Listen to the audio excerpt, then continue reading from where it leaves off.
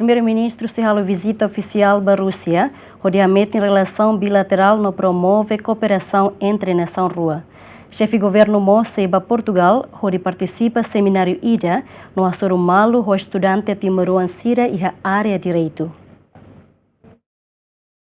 Primeiru Ministru relasaun Guzmão sexta-ne encontro o Presidente da República José Ramos Horta, onde informa Serviço Governu Nien, liu jornada orçamental tina rihun rua no recém-hito, na mos viagem Serviço Xefe Governu Nien ba diáspora e a tempo bada. Relasaun Guzmão informa semana oin se a visita oficial ba Rusia, onde hametin relasaun bilateral no promove kooperasaun fong e a futuro. Na mos se a visita trabalho ba Lisboa, Portugal, onde participa seminariu ida na moça hasoru malu estudante bolseiro e Portugal nebe daudang ne halau hela estudo e a área Direitu. Nebe hau informamos ao presidente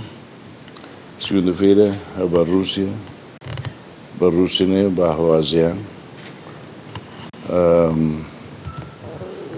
Japão ASEAN ba e de sira sai membro Austrália ASEAN, mas a Melbourne disse que sai membro. Agora nem foi no dar membro, eu tenho barulho, de 15 e depois já informou o presidente, depois se vai a Portugal para a conferência de renovar, depois a malu Estudante Timoroan sira estudar Direitu, também precisa de hodi justiça, né? Lá já agora, mas médio prazo tem hodi, também tem problema bota mas lia português, também lá sira mais ajuda, né? Halo maca agora no organização, lori halo né? Tribunal de Contas de Portugal 1590 e Timor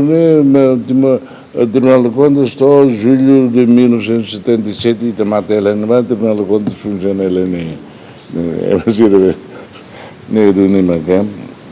assessor de malu sira, assessor de malu Procurador-Geral e o Presidente do Tribunal no Supremo Tribunal de Lisboa, só para falar técnica sira a tomar mais a tua ajuda, lá já tomar hala agora bobot e de juízo da lei leva lá compreende batida assim